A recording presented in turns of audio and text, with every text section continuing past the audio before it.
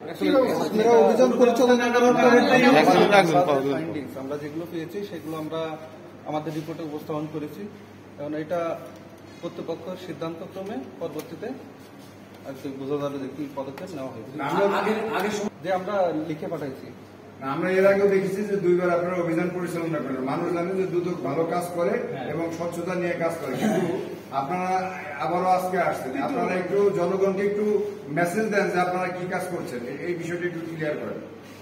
কোন পদক্ষেপ গ্রহণ করছেন কিনা শাস্তিমূলক বা কোনো কিছু সদর হাসপাতালে আপনাদের মধ্যে আসলে কোনো আছে কিনা? মানুষ তো অনেকে বলা বলি করে যে দুদক আপনারা আসেন কাজ হয় না, মানে একই বক্তব্য কমিশন বরাবর প্রেরণ করা হবে। কমিশন কি করতেছে আসলে?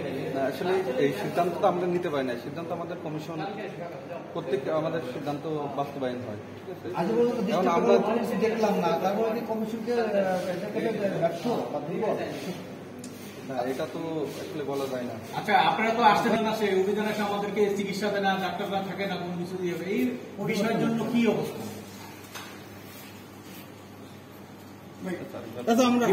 যে আমরা এখানে ওষুধ পাই না, আপনারা ওষুধের মধ্যে কোন জটিলতা পেয়েছেন কিনা, মানে কম বেশি পেয়েছেন? না না, ওষুধে আমরা শুধুমাত্র একটা ওষুধ আমরা ঘাটতি পেয়েছি এবং বাকিগুলো স্টক রেজিস্টার এবং স্টকের সাথে মিল পেয়েছি। ভাই আমি আরেকটার সময় যেখানে আসলে সূত্রপত্র ঘটে, বিএসপি একটা রিপোর্ট থাকে, বিএসপি একটা কাগজ থাকে, এই কাগজটা শোরুম থেকে আসলে দেওয়ার কথা, এই শোরুম আসলে দেয় না।